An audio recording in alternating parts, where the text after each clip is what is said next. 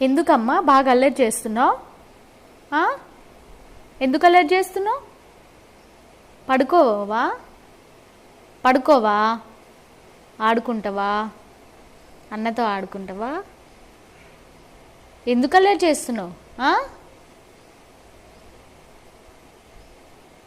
అలిగినవా?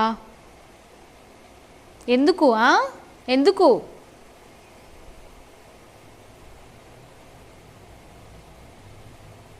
కచ్చియా mummy దోస్తు?